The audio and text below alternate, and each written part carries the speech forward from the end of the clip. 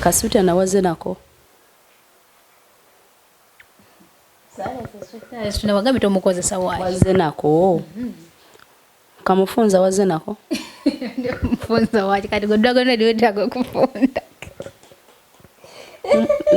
Bubuza waze nabyo. Naye era tewali buzibu kakati tukole bwe tuti. Shanta G yagenze kolera wala yagenze jjo ali ku safari. Era agenda tumulinde mpaka anje tusule. Waye sina byakola waka tuna kinsumululo suna toyagala kulaba bwe tukikola mu kitanda. Oyagala tusule yagala. Kakati kiri bwe kiti mbadde nteesa Shanta G akomawo okwosencha. Naye tusule na kubiri nja komawo tujja kola. Tewali buzibu okusula naye nga tonasula ne leero kiggwa. Kakati tukole bwe tuti. Jana tugende nkulage nga babikola. Kiba bulungi n'osituka ne tugenda kubanga oli mukazi. Ate nange nkikolanga. Obikole kunze. Yes. Nkulagire kuggwe anti omanyi kinyuma nnyo nawe ng'okiwulidde n'owulira obuwoomu obwo. So hi beautiful people, right about now tuli wano ewa Nyondo Media atengera tuli kuyisamu ekintu kino Nyondo Gleam. As you see, the skins are always supposed to glow. Abachala gwengolieyo, you have pimples, you have dark spots, you have an unclear skin, you are not appetizing. Do you want to glow? Nyondo Gleam is the deal for you. Tayerusa, it just gives you the glow, the shine. Ochitegera dabate wetaga filters za Snapchat, sijui TikTok. Just come ewa Nyondo Media. A number it is 0524680778. It's very affordable and very effective. Trust me when I say so. Nyondo Gleam, tukukumira kumulembe.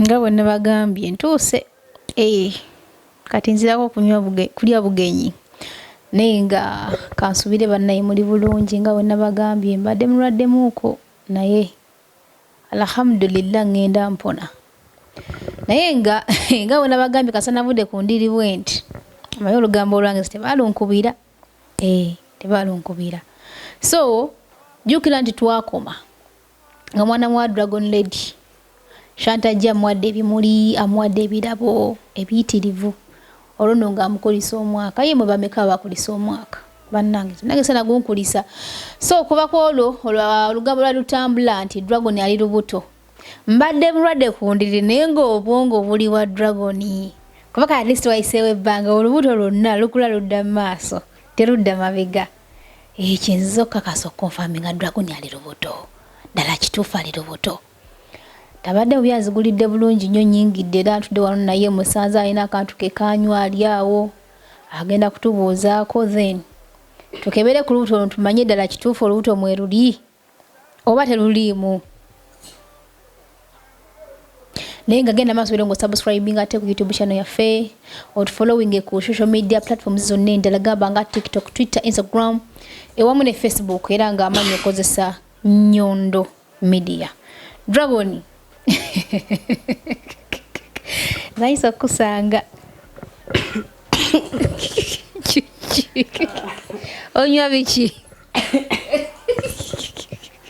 oza kambi wetere ddala wano kubanga nyina ekibuuzo njagala okwebuuza sijja kikubuuza nga tudde sirina kyakunywa embeera sijja gisobola kubanga kijja kunkaza omumiro sitegedde osobola kunywa muno olyokombuuza nga sikumanyidde mweyo mbeera ya butiitiizi sinzira ku kigambo ky'oba oyogedde ngagwe azze okunkyalira naye nno toli mwangu osengukasenguka nnyo luli najja walala saawa eno nzize walala olunakeera ndowooza ngomaze okusulawo akaana oli ojja kubeera walala kakati bwemba nsengukasenguka nnyo esente ndikuza bbaawo oba ndikuza kitaawo naye lwaki oli arrogant ndi arrogant kuba ndi wa mumma gwange ate buli muntu oba oli ali arrogant oba ayogera bulungi mbadde bonna obadde kafirimu ng'olaba ng'okabiseeko anti okusinziira ku kikubiriwo ndaba naawe oli firimu yennyini kuba sikulabamu kubeera nti olyawo toli firimu nawe kennyini nyina okutunako ne byoyogera naye ebiseera ebisinga nkukyalya n'embeera n'olugumugumu nange sigenda ndowooza bala obutagenda kaakati wankubadde okay kansooke nkukuliseeyo mu ddwaliro kuba twali mu ddwaliro ffenna nawe kimanyi abantu abandowooza bandaba adde mulwadde naye mbuno bakkubira mu bwenzi nti waliwo omusajja ali aza okupropose nga Shanta G mu kulwana n'ogwa wansi nze mbadde mulwadde bya ddala naye gwe ate obulwadde bwo kyaka wali obwewishingidde obulwadde bwange bulala nnyo nga bwogamba nga bwolowooza ng'omutwe gwo gukuwa n'olugambo lwo naye ffenna tubadde ku kitanda anti gwe wagwa bakusabula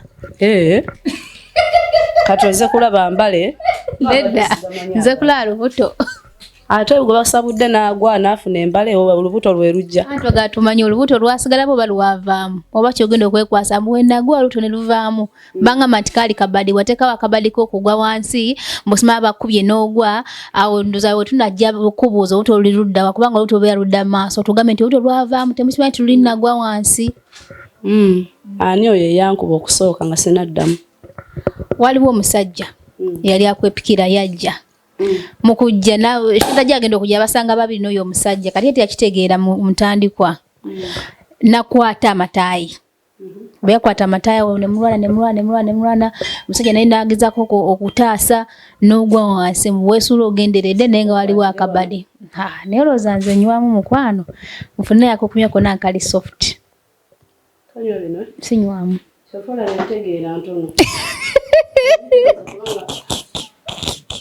toyinza kubanga tofuna kuvayo mbaako munnaye olitegeera kimala olugambo lwokka kwegamba obeeraawo ndowooza lugambo nza nti kasabeera nga babiŋŋambye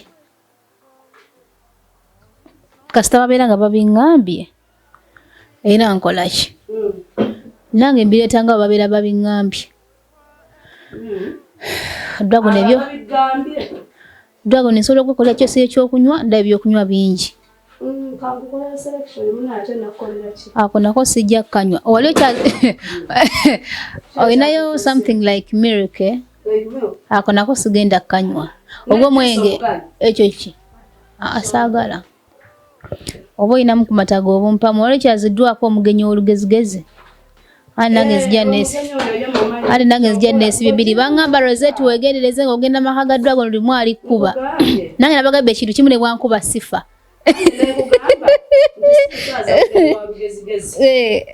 wabula omugenyi eyeekyaza neyeekyaza ne mu bulamu bwe n'abuyingiramu naye nno nze na mirembe antimanyi mirembe naye ate oba wayingidde dde olweddi Dragon empisa zaakubuze sooka otubuuzeeko empisa zambuze nja zinoonya naye abantu bagamba nti abantu ab'embuto mubeera nnyo n'entondo katugambe nti olubuto lwakumezezza entondo sikyakutegeera kati ate abantu n'ababuuza nte nga tompadde space ebabuuza ombuuza kino ombuuza kiri simanyi olubuto simanyi lwavaamu simanyi bakkuba simanyi kwegamba oli awo oyogera nga atuulidde charge anti amazima gali nti ngenza okutuuka wano eno nze kulaba mba mu ddwaliro naye mbadde nyina okutuuka era nsookedde wano ku bantu bannaaye mwenna abatulaba mbeebaza okubeera nga mulaba nga mugoberera Dragon Lady mwebale kunjagala siina kye nalimba wadde naye mukikola lwa mutima gwammwe naye ate nza sikikola nti njagala ensi endabe wabula nkikola kwogera ku nze nga nze kulaga abantu abali eyo abeefuula nti tebali kino ate oludde ebbali nga bebbo kiringa omwana baamubuuzanga nti okuse n'agamba mami nzikusa kukuse nti ye mami n'akwata ekidomola n'agenda ku luzi n'aleka ennyama agenda okudda ng'omwana asokoddemu ebifi naye nga yavuddewo amubuuza mwana n'agamba nti akoze eki kati abantu abasinga abali eyo bagamba nti Dragon Lady musiyazi abeera atya nga yeebaka ne mukazi munne simanyi avaayo atya ne yeerangirira mukwano sirangiridde ggwe mbo simanyi abaana oli bagamba otya kati gwe yeebaka ne musajja nga si mukazi munno keera ku makya ogamba omwana wo nti neebase ne kitaawe ekiro gw'ayina ky'onoomunnyonnyola kati kunze naawe yafa ne yasika enjawulo ziro muttako ne mu nkwawa biwunya kyekimu kasita biba nga si bibyo tosobola soosekayo nnyindo nga Dragon totera kuwemula kiki olubuto lwekyanze teruneekyanga wabula nze kye ŋŋamba abantu bavengayo oli ayogera ekimuliko ayogera ekikyenga ye obudde bwe bamala eyo nga bageya Kanyondo kalabika kati banji kati gonkolako olugambo naye banji abaddeyo nga bagamba nti wajeemu olubuto. Katako nesa suza ani ado byogera. Ani ado byogera. Seyina budde. Onesa suza. Omuntu talwalako. Olwokuba ngabye nti wagwa olwokuba ngabye nti wagwa. Lwaki mbando jjamu.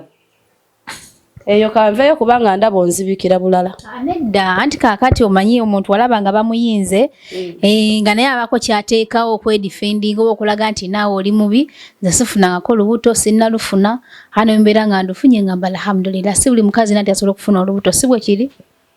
Kati ate lwaki oba walugjeemu okutuuka okufiira mu ddwaliro? Ani yagambye nti najjemu olubuto?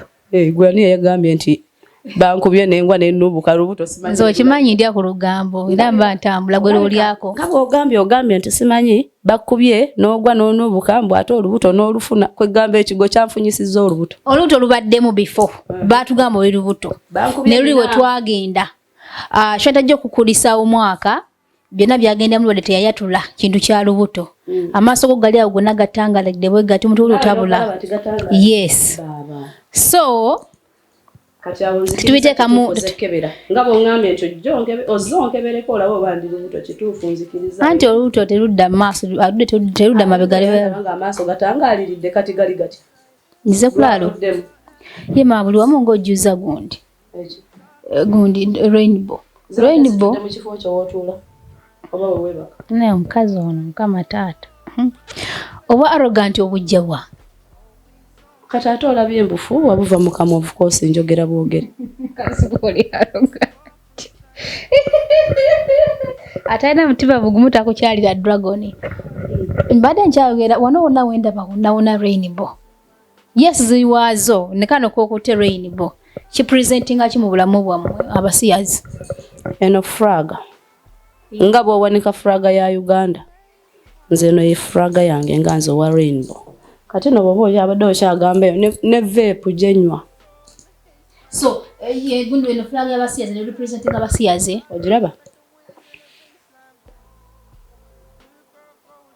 nayo yennyini nze buli kimu ekyange ekinsemberedde. Eno ye flag yaffe era buli lwonda banga njikutte buli lwonda banga njambadde mbanjiwanise si kubeera mu muudu ya busiyazi oba ndi mu muudu oba siri mu muudu yonyino giwanika kuba it's part of my life. Era kebimuli sino kya kimuli kiri kitwali nakyo.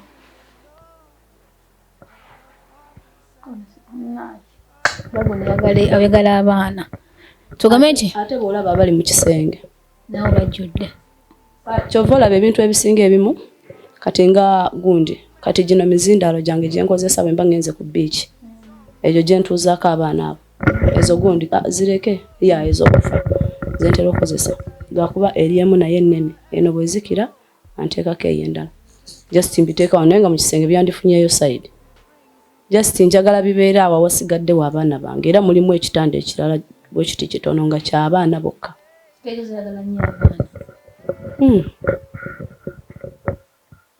Lwaki obiseewo kana akantu? Gwe lwaki otudde bw'otyo? Kubanga bw'obadde oyagala nange kati ntudde bwe nti kuba weegwe njagala. Anti njagala kulaba. Olaba ki oli musawo waze okebera? Nekituufu oli lubuto bwe mbeera okola otya? Nedda bino si bibuuzo ekibuuzo tekiddamu kibuuzo. Bino si byampaka nti tuzze mu bintu byampaka era ensonga lwaki actually nkusulire n'omwoyo dragon okuva lwe nvudde mu ddwaliro. Ndavudde mu ddwaliro mbadde sinakyalako omuntu yenna mbadde sinnakola kino nga kansulireko ku dragon omwoyo bangamba yagwa ate simanya bikimanyi n'okumanya bebi atuuseewa. Mweruli ate no privacy yange by the way ndi waddembo giraga ensi ndi waddembo obutagiraga naye kyenyinza okugamba kiri kimu eky'olubuto kiveeko tekiddamu wano mwene emboozi gye tulimu mbuuza ebirala kubanga olubuto si kye kintu kye bakweka terukula nga ludda mabega olwo nga terukula walujjamu nkugambye olubuto terukula nga ludda mabega oba lwavaamu wayiri wagwira awo wenyini we nagwira oba lwavaamu sinamanya nange nnize ndabe results munnange ate nze nkimanyi oba nagwa ndabika nagwira mu birooto byo nga oli mu ddwaliro ng'oloota manya abantu tulota badde mu ddwaliro obadde okolayo ki naye wagwa nalwala kati ate nze saa kulwala nawe wagwa bakukuba nange ebinubule biriwa mukama Katonda bano abantu bajjanja Dubai njitidde actually Dragon banaye gwe natulaba njagala ate mbajjukize akazigo kaffe aka Nyondo Glim era leero nayisewo ne kapackage kanga ka Dragon Lady omuntu ombeera nkukyaliddeko at least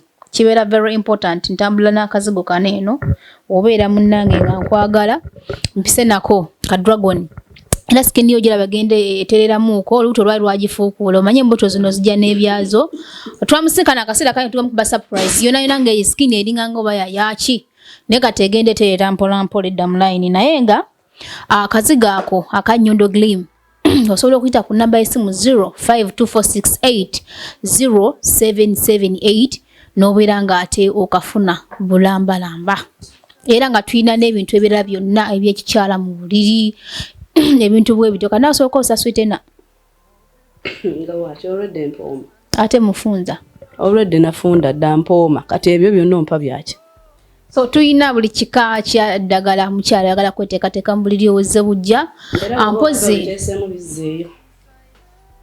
anti nange era nkimanyi munnange ofundira eki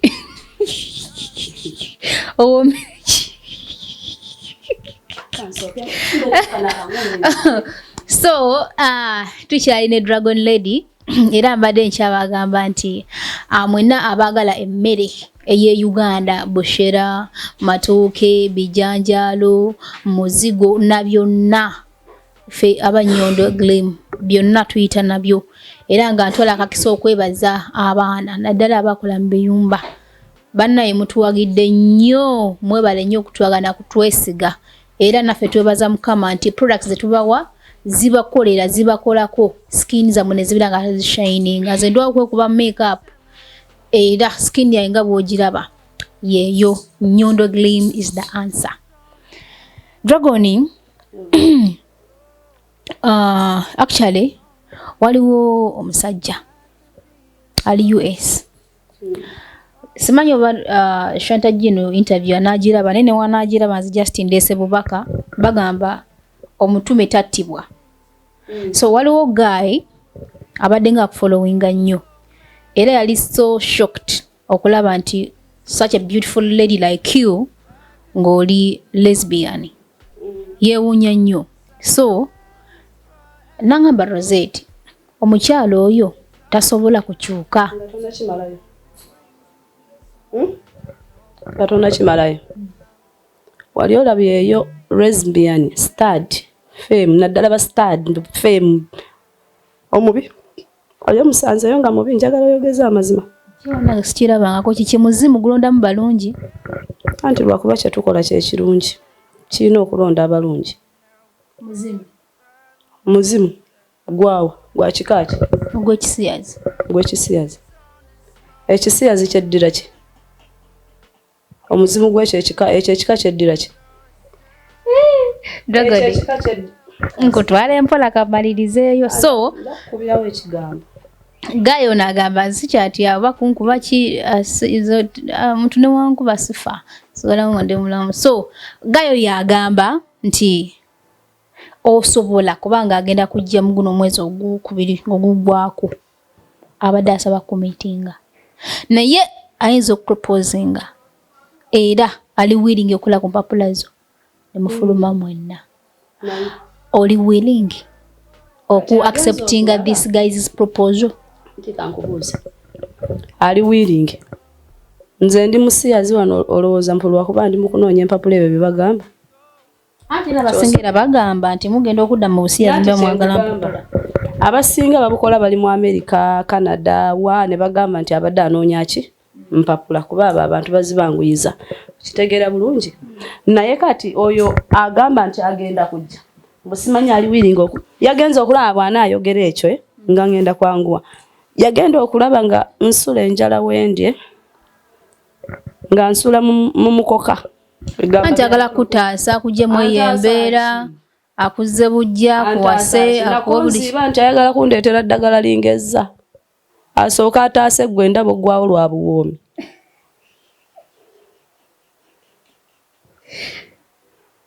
asooka taase gwenze na taasibwa dda gwe nnina mmala ate ndi proud to be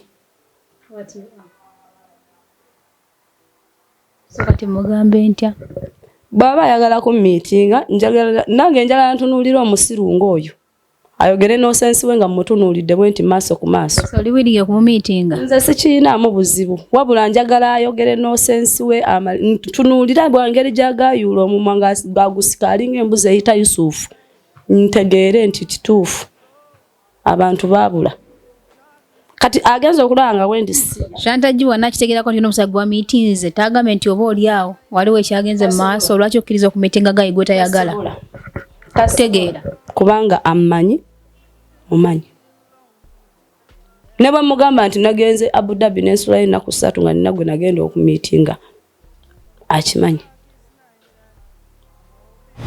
naye kyemugezako kugamba nti mu buno bwa lesbian temulimu kuchitinga ku munno kuyitirivu era bw'oba abadduka by the way ekyo kyena kugamba obuwedde era ne ku TikTok zange ntero kigamba abaana abawala baba beera bandi bubi nga nawe baali kuli bubi wangamba nze Dragon Lady njagala kuyingira Rainbow eno giyise kyaki nti ogenda kuyingira first service second ebwayingira abalala gwa ofulumi oba eno giyise toyi nti ogenda kweyamba omala ofulume mukwano bino bintu bya mutima kati bali abaali bagenzeeko mu basajja ng'ayagala nga yalina feeling z'omusajja ng'awulira ayagala ajjeko eno mbu omusajja amudisappointinze mukwano ojja kaaba kubanga Rainbow mu busiyazi mwe muyita obusiyazi yes busiyazi tukiganye Rainbow basitaadi bakiitinga basitaadi bakaabya kubanga buli mwana adduka eyo ng'abadde mufumbo tajjanga sitaadi yakola ng'omusajja ebiseera ebisinga bajja nga bebaki bebafeemu bebakazi basitaadi beebo ababa bakitandika dda nga ye ali proud yayinza okuyimira n'akolanga sitaadi naye bali abadduse eri obwo obwana obuvuddeyo tebulina kye bumanyi mukwana abisinga bajjanga bakazi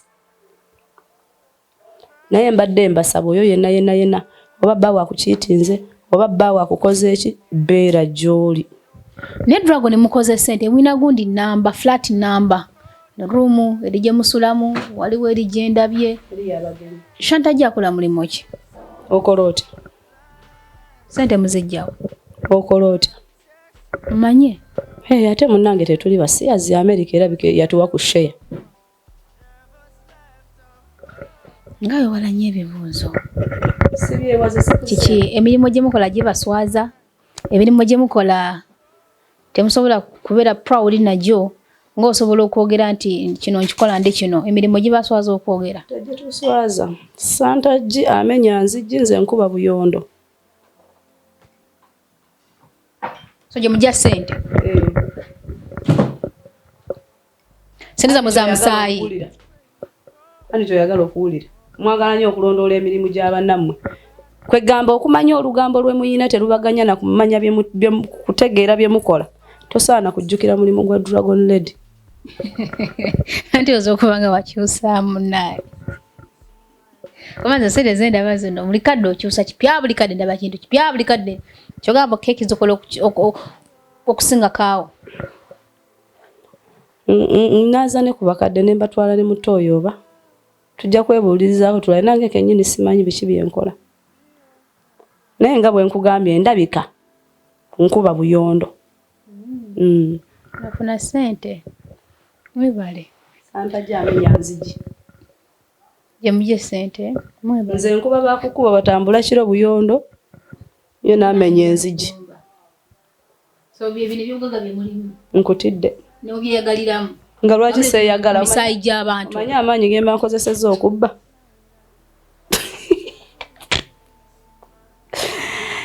naye Nyondo munneewuunyisa mukazi wattu Dragon Shanta G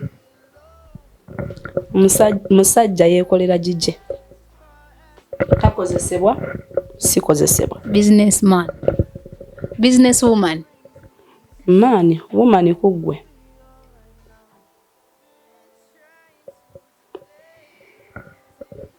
nakwatako lwoyinza okumanya nti businessman ngakwata kwani ate olina gwoweese.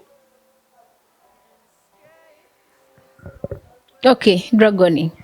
Nyina ekintu kyansigala yensonga lwaki nkomyewo ewaka. Kugenda bikomezaawo bingi. Nekino nakyo ensonga kwemu kubindeese. Badde nze kumanya. Okay, nze generally nze okumanya Dragon Lady ali atya, how she doing. Baby wafa atuuseewa. Ebintu bwe bityo. Nkyachalize. Akuba sitegedde naye era kasale ludda mabega. Lugambo leero lukulemye. Naye ajja kumanya. Nanti kyenkugambye mu kifo ky'okunoonya olugambo gy'otaaluterese linda lujja kwereeta.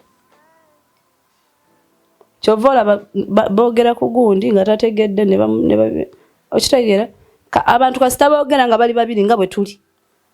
Ekyo kiba kigenze. N'ebisenge biyina amatu, so linda olugambo lwereete. Kyoto lwavaamu. Oba lwavaamu olugambo lujja ku. Oba lujja mu bujja ng'ogenderedde ne muteekawo kali. Na lujjamu luyinza okuba nga bo bankubeera boogamba. Naye olaba. Nengwa ne luvaamu. Nze nakulabako ng'oli lubuto Dragon. Nyinza okuba nga nagende mmanju n'endufuluma. Naye ngenda kubeerawo. Wandabako. Oli mukwano gwange sometimes olubuto oli mukwano gwange. So. Nze sibangako mukwano gwange. Oli mukwano gwange. So. Nze wendi okulaba ngenda kukibamuka ebbanga ngenda tambuzako amaaso gange ndaba olubuto luno kubanga nakirabako ngenda kutambulizako amaaso ndaba olubuto olukulaba terukulaba ndabanga walujjamu nja kuvayo ng'ambe esi Dragon Lady yakola abortion. Nanti kati singa wakoze ekyo mu kifo ky'okujja otuvuumerera mu matungo enjuki kyandibadde kisinga wandize n'ombuuza ebirala naye oli ku lubuto lukufuukidde olubuto. So bagamba nti bagamba batya simanya oba sima tuwakana abaagwa nti munda mulimu omwana. So ekyo kyo kankiweemu akadde omwezi gumu 2 3 4 5 nja kuba mmanya ekituufu kye kiriwa nja kuba nkitegeera. Naye era nga bizinesi eri awo yakulondoola nze. Njagala mmanya ekituufu. Nanti eyo bizinesi gy'olina olugambo bizinesi kulondoola Dragon Lady olaba oba yaggwa butonde luguvaamu oba baakakuba.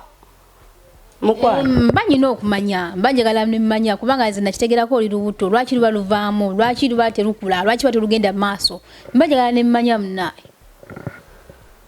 Okay, bwe katubitadde ku bbali nja kumanya luliba olundi katubitadde ku bbali katubitadde ku bbali omulundi ogwasookera ddala okujja ewaka eri gye mwali mubeera eri kasokosoko. Waliwo ekintu kiba promisinga.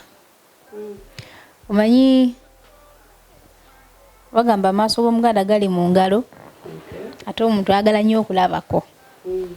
Kati wansuubiza nti lwe ndikomawo Shanta G waali gw'omulabawo bibuuzo ku bibuuzo. So twateesa nti olunaku lwe naakomawo mwansuubiza nti ngenda bakyaliako mu kisenge kyammwe mundage how we do this thing. So agenda kumawusa nga meka mulindeko mundage tukulage ki. Actually omba mwagala okulaba ngeraga ne kamera yange mu kisenge kya Dragon Lady but tulage how they do their things. Bomba nga temwagala kulaba anti abasinga mga Rozet olina olugambo lwakufuka olugambo nina mumulu wagala kubanga ena baddeyo nga mumbuuza abasinga kituufu Dragon Lady ali lubuto nembaga abanange njagenda finding out nga mumbuuza banange Dragon Lady ali ku kisaawe nda kituufu ali lubuto Dragon Lady afuka Dragon Lady ate omumala emibala eteetega mugamba ate olina olugambo kyava kukuba bwankuba nenfa. So yensonga lwaki nange nzija mmanye ekituufu ali lubuto sagala mbabuulire ebyanjwanjwa. So abagala okumanya how they do their things in the bed, I will take my camera there. Bwana bakiriza tubalageko how they are doing their things kubanga ye Dragon Lady kagwe ensonyi taswala tayagala kumanya. Si ya mukuba oba tugambe tutya simanyi naye nga kagwe ensonyi tayagala kumanya era tagenda gaana agenda kukkiriza nkimanyi. Twendeko Shanta G tugende mu buliri bwabwe tekeko kamera yaffe kale wiki ni watabeere yo nze nja kugikwata nji operating then we see each and everything bakikola batya nako nkateekemu bwana bakkiriza mukalabe mumanye bantu bakikola batya ensi yamukuba mbadde enseeba kubanga yankuba nze yandibadde agitya naye nze yagikuba gwe yakuba ensi nze yagikuba kyova olaba kati ensi entya naye siganye nja kukulaga naye kati mbadde nteesa bwe nti kasuta nawaze nako tunawagambi tomukozesa waayi waze nako kamufunza waze nako mfunza waayi kati godwagona ndiwetaga okufunda mbuuza bubuuza waze nabyo naye era tewali buzibu kakati tukole bwe tuti Shanta G yagenze kukolera wala yagenze jjo ali ku safari era agenda tumulinde mpaka anje tusule waaye sina byakola waka tuna kinsumululo suna toyagala kulaba bwe tukikola mu kitanda oyagala tusule yagala kakati kiri bwe kiti mbadde nteesa Shanta G akomawo okwosencha naye tusule nako bbiri nja komawo tujja kola tewali buzibu okusula naye nga tonasula ne leero kiggwa kakati tukole bwe tuti jana tugende nkulage nga babikola kiba bulungi n'osituka ne tugenda kubanga oli mukazi ate nange nkikolanga obikole kunze yes nkulagire kuggwe anti omanyi kinyuma nnyo nawe ng'okiwulidde n'owulira obuwoomu obwo n'owulira dragon bwe baba bagize we kati awulira atya situka tugende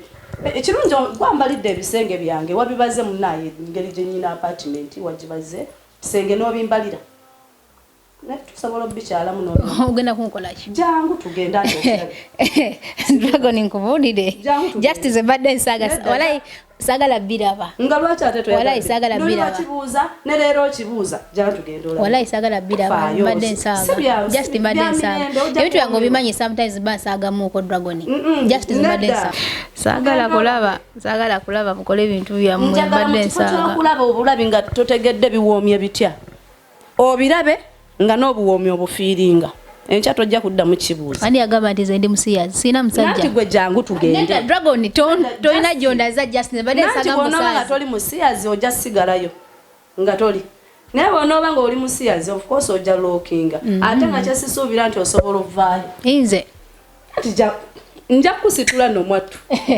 ate nze nkusitula nekutwala topiki eyo tugiveeko eyo kale tuveeyo nze nakusitudde dda nakututa ate nkulya mu bitiibwa nonyonyola bulungi okumanya obuzaabuza mukazi gwe olaga oli mukazi kati nze wano ndi kisiri mukazi mbeera mukazi na mukazi si bwe kiri oli musajja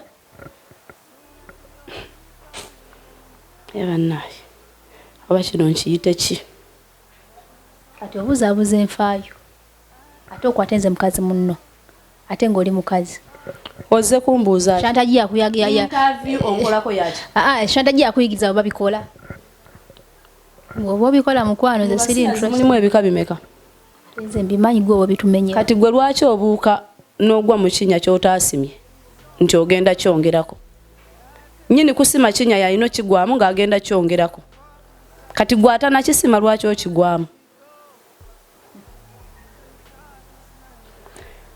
ebika by'abasiyazi waliyo bisexual ye mukazi eyebaka n'abakazi at the same time ng'akozesa abasajja waliyo stud beebo akola ng'omulenzi nga ye musajja waliyo femme ye mukazi ng'akolagana na mukazi munne ng'alinga mukazi nga naye teyeebaka naki na musajja ne wabaayo stem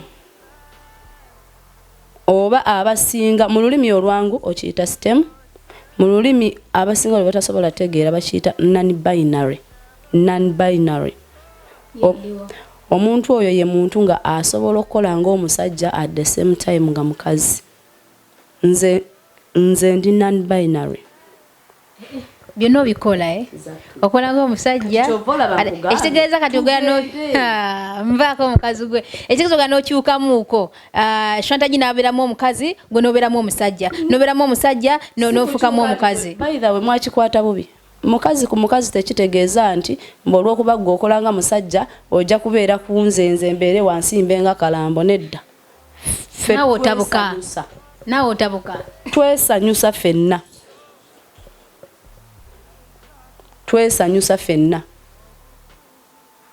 Ffenna twesanyusa. Neze nkutya oli mukazi ataswala. Mwate nga nswalako ki? Gwe n'omukazi omulungi yakula obulungi ndibadde otokosa ttooke nali mmanyi nti akaseera kali twabyogeramu kawo maybe ogenda kukyukamuuko. Obulungi bw'oli mugamba n'okula obulungi bwemba nga ntokosa ttooke obadde oyagala mbukwata obulungi n'okula obulungi mbikube mu sefulya y'ettooke mbifumbe n'ettooke. Nedda ofumbirwa omusajja bino biswaza. Ate bwe nfumbirwa omusajja kikyagenda okukolawo ekisinga eky'omukazi munnange gwe njagala. Amambe bino bigundi byamwe bya artificial li wakiwakanya ne mubeera nabyo. Fenga ffe omukazi munna kusatisfying. Omusiyazi omutuufu takozesa artificial. Ebyo bya artificial bye bakozesa ku bali benkunyonyodde ba bisexual. Eyawasa bisexual nga tayagala mukazi we agenda akole ki? Bye bakozesa artificial naye omusiyazi omutuufu. The real one. Nawo n'omugundi waliwo gwe bandagiridde awo ngenda actually okubaletera stories zino sibagamba nti bannage muje mu buyingire muli bantu bakulu omuntu asobola okwesalirawo sina no kye promoting wabula sometimes omuntu bagamba nti ekijjo omanyi kikola ki kinyaga bitono so okunyumyako kuzina emboozi kitegeeza nti beera nkugambye oba toba mwana muto nti genda okole ki oyingire ekintu nze nga sikiyingira mbeera nabo ne mukyaliddeko nzuno nzize wo nabadde agala kundeepinga naye mbadde sikurepinze mbadde ngenda kukulaga kuba kukurepinga nakati nsobola kuba tosobola kuŋŋaana ana dragon negere joje feelingamu sisobola kugana kuki akuki sisobola kuki sisobola sisobola gamba nti osobola oba tosobola bwe kuba kukurepinga nakati nsobola wekaza mukazi gwe osoboleddewa so tugende tosobola tugende maaso so sisobola so nsobola sisobola okola ki okurepinga bwe mbanjagadde nsobola sisobola anti ogambye nti mbadde njagala kurepinga ate nga gwa ngambye nti oyagala kulaba bwe kiri ne nkugamba mu kifo ky'okulaba nze ne Shanta G nga tuwoomerwa tugende kati mwe ensonyi mwazinaabira ddala ku maaso mukwano temukyalina muwadde akantu wadde bw'otunula obulungi twekuuta ne viimu ne tumala ne tuyebiwako n'amaziga jiiki ne tutukula twogera mazima kati ffe twatukula twogera mazima ebbina ndiyita bbina ne munda wali nempitawo kuba byawukana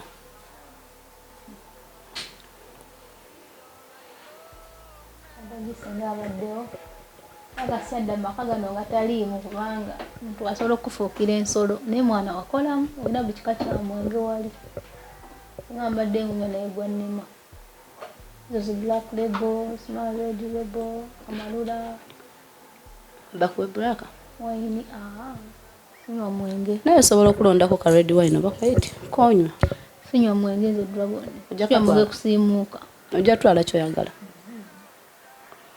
okay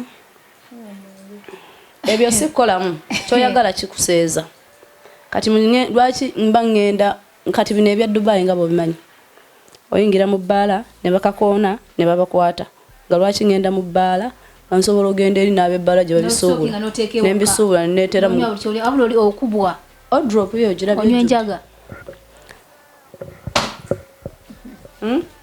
mbunywaki tewali kika kya mwenge kitali wano ogambye mbunywaki dogo nenywa enjaga sikyaginywa kuba bwe nginywa ntamiira wabula yo yenywa n'etamiira kitegezo ekunywa yo yenywa n'etamiira yo yeyatamidde kuba nze tensobola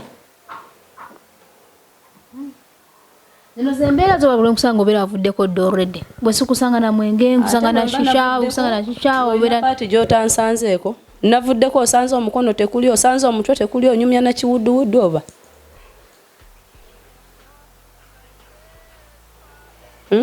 lumoto lejjusa bigambo biro nga lwaki nejjusa byebiri bibeerayo tewali buzibu era nkimanyi nti tebivaako nkimanyi tebivaako sisobola kwejjusa ate nze kye neekoledde singa mbadde wa kukyejjusa nandikoze ekisooka ensi neeyogera nenejjusa neŋŋamba kale lwaki nakoze naye olaba nakola ekyokuba ekyokusatu ekyokuna in my life I will never regret because I'm proud to be zizo zi blanket ze neebika zizo ezimu zibika na mizindaalo gyange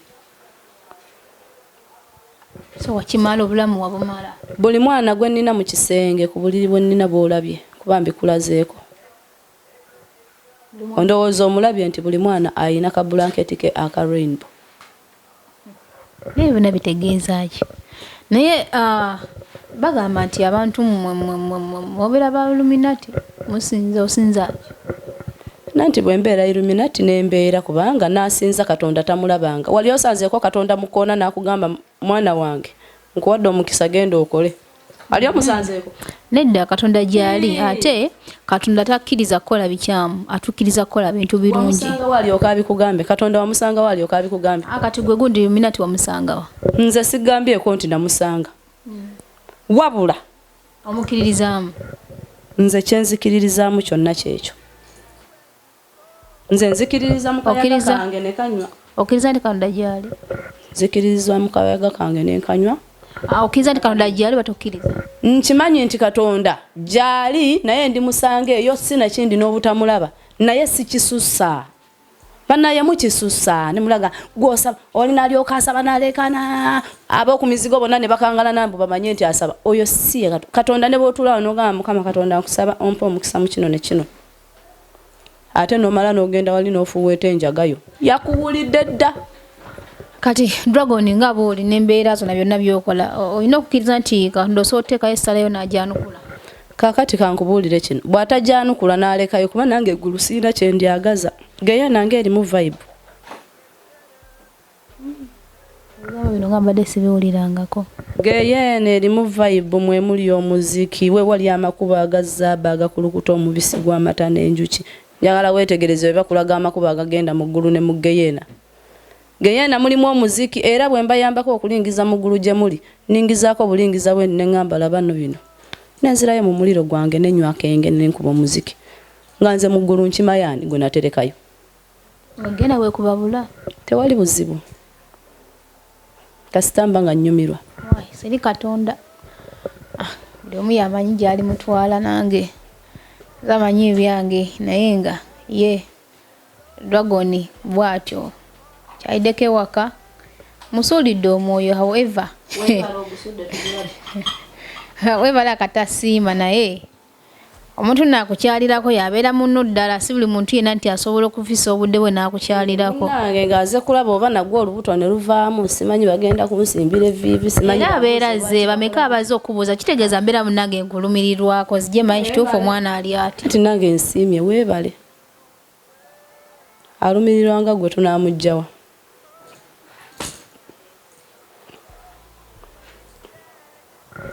naye mwana twandigenze n'enkulaga Dragon nvaako ebyo sooka obyerabire oba oliko omuzimu gwa Nakayaga nzenvaako gwandibanga kweguli kuba namusanze wali ng'agenda nzenvaako ebyo sibirowoozanga nako nina omusajja wange so bannaaye Dragon yoyo nawe kenyini oyogera nina omusajja wange iye ali luddawo atalabika kusimanyi weeyagala na musambu simwe bwe tugamba abeekweka ne tugenda obbategeera nga babayitaayita mudda nga tebaabayisaamu gaali nga babayisaamu ziddigi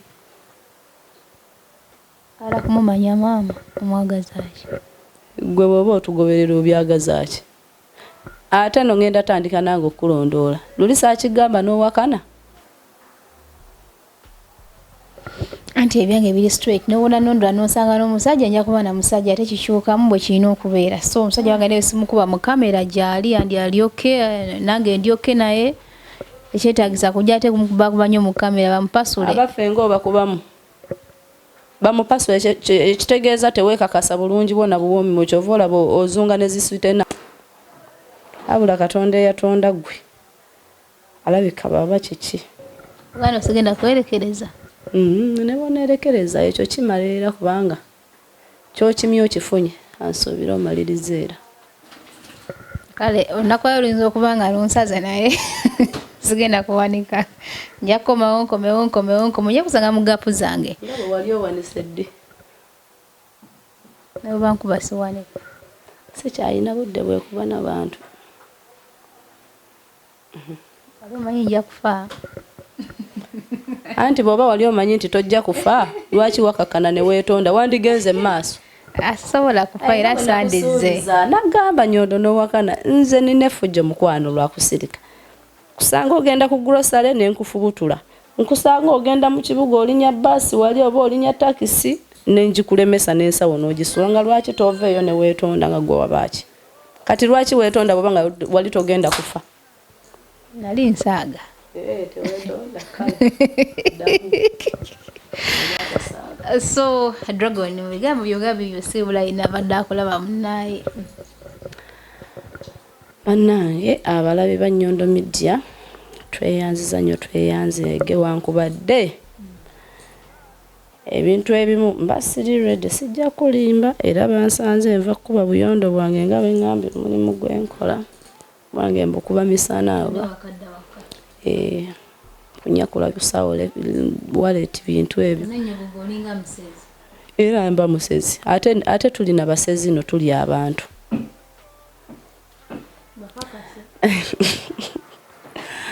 Abalabi Nyondo Media tweyanza nnyo tweyanzege bannange abagala cakes buli kika kyoyagala oba ojagala eringa eno chupa oba ojagala etunulanga Nyondo nga bwakuta omuzindaalo yenna alinga gundi aba rainbow oba ojagala etunulanga bwolaba akantu kano colors njagikukolera oba ojagala eringa muzindaalo njagikukolera kyoyagala just ntuukirira nja kukolera cake yo gyoyagala. Ekisinga nandi basomedde namba yange ey'essimu naye nasoma namba yange ey'essimu luli kye nagwako sirikiddira. Gwe omuntu akubira n'olowooza agenda kola order ya cake hello nze gindi nalabe program yo kakati bannange ng'oyina ettima ne weebuuza mu business gye nakoze ku gundi ndyoke mpe y'essimu nateeseemu ey'ettima. Era agenda okuddamu okumbuuza bannange ero nga ngenda mugamba engeri gye nina ettima jangu nkwongera akayondo.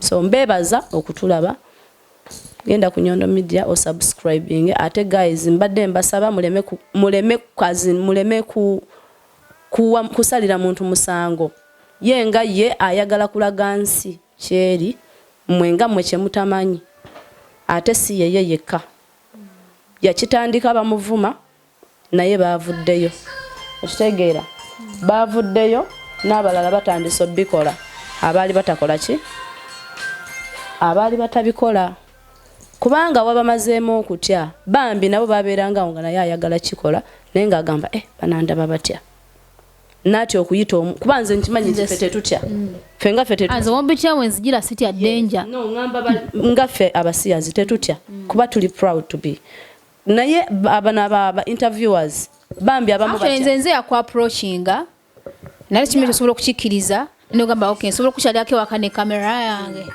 tubaako kitukola ki nokkiriza so nanti kyenkugambye nti ffe tetutya naye ba interviewers abamu bambi batya naye bw'ovaayo ne bakuvuma n'oddamu era n'okikola ne bakiraba ng'oli mugumu ne bakuvuma era okitegeera kwegamba gwe wali oyagala kulaga ki kati wajjeema abantu okutya era batandise okukikola kiba kirungi n'omanya kino kibeera ne kirema ku happeningireeyo mabega wa luggi ne kibeerayo nga tomanya omuntu omumanyi obeerawo n'omanya buli muntu alina obwongo bwe bwesalirawo n'agamba okay kino mu nsi kihappeninga kino mu nsi gyekiri naye gwe ne weesalirawo kuba toba mwana muto nti kankikola oba sijja kikola ki sijja kukikola so nze wendi okubaweereza mu ngeri yonna ate ndi mukwano wa buli muntu yenna era kyobulanga n'abaana ba stories ezennaku batane nayo tugendayo yonna tugendayo so tukuba kasavu kanyama wiki yabadde ku camera of course Nyondo Media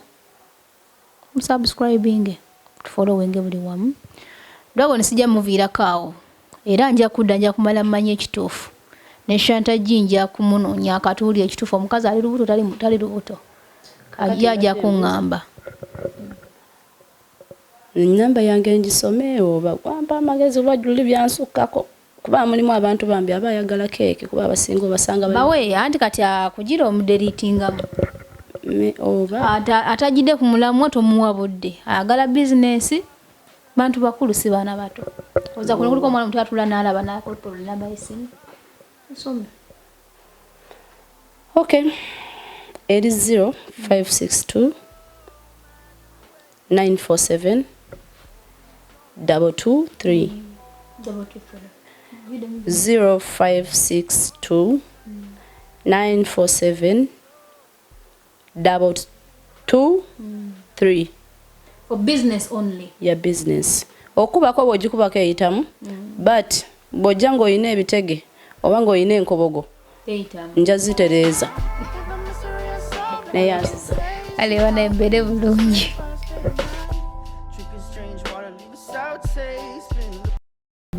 So hi beautiful people, right about now tuli wano ewa Nyondo Media atengera tuli kuyisaamu ekintu kino Nyondo Glim. As you see, the skins are always supposed to glow. Abachala gwengolieyo, you have pimples, you have dark spots, you have an unclear skin, you are not appetizing. Do you want to glow? Nyondo Glim is the deal for you. Tayerusa, it just gives you the glow, the shine. Ochitegera dabata wetaga filters za Snapchat, sijui TikTok. Just come ewa Nyondo Media. A number it is 0524680778. It's very affordable and very effective. Trust me when I say so. Nyondo Glim, tukukumira kumulembe. Abantu betubai na budabi mukuliko mwako kanda bansombo wakanda bamboleka bana ati shiri eventsi no Shanta promotions bakuteke kiti eti vula soka tendala mwiwe Dubai na Budabi jema tumie sitaji kengizi ukabye programa satu kusitajeemu kulomuliro tekibanga wa muja twayoza yose ngato kulizo makombo kade omwaka tegumolikako banji bitwali nabo gabafuka embuyaga ugambe kamako kididi nesenga sepanga wewera era babetegekade defeating inga ya kapecha kwanzi wanakula agents Chelsea ba ne Dubai okuyingira korodi dira mu 10 platinum dira mu 15 diamond dira mu 2 abange mu bakakase andi kididi nga 11 tuli awo Dubai wenyine nini sente nina njagala mokazi benzina nayi negedede Abu Dhabi nga 12 mutatu digide omulala abakomajika kutaka ngenda kubera bachaliba nga be Dubai gate